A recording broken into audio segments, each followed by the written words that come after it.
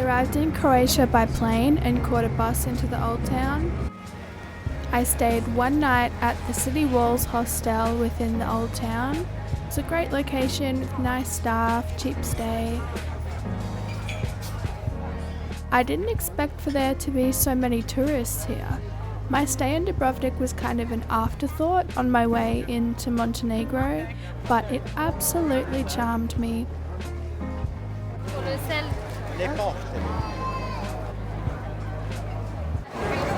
Ciao!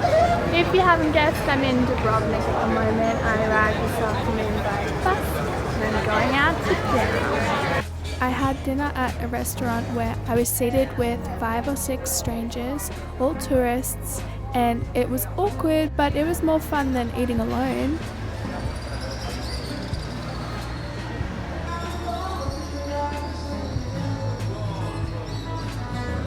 All these slippery tiles you can see tripped me over a couple of times.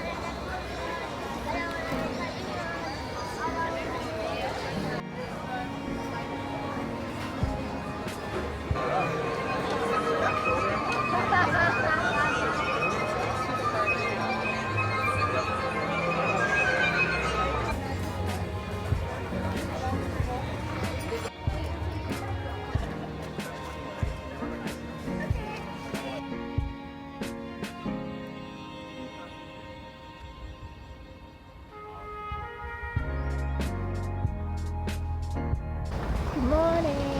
I only have a couple of hours in Dubrovnik before I have to leave, so I'm walking around the city walls. And did I mention that I'm loving it? That it's like the best view? I'm really confused by the currency here. Like, I don't know what it's worth, but it's not as cheap as I thought.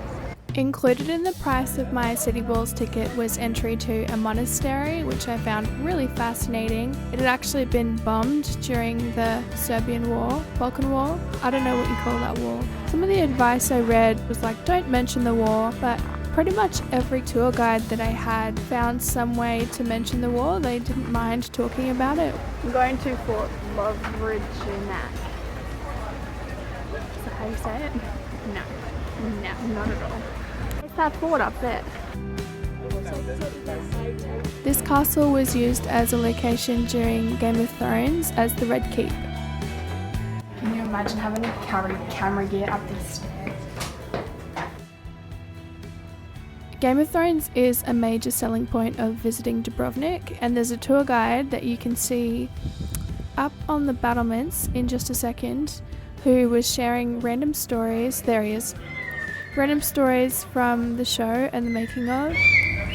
And I overheard most of it while I was just like lurking in the corners. So those people wasted their money. I didn't have to pay anything for that.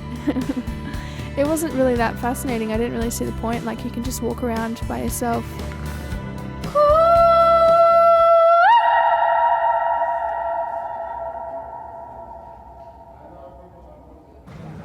I keep finding myself like accidentally speaking Italian to people because it's just become a habit at this point to be like, permesso, grazie, scusa. I don't even know what the right word to say in Dubrovnik is, but people understand me, so I'm going to keep doing it.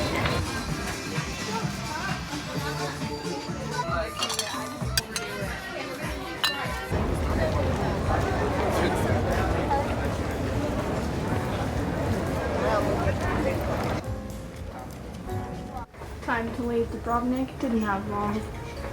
Didn't see much.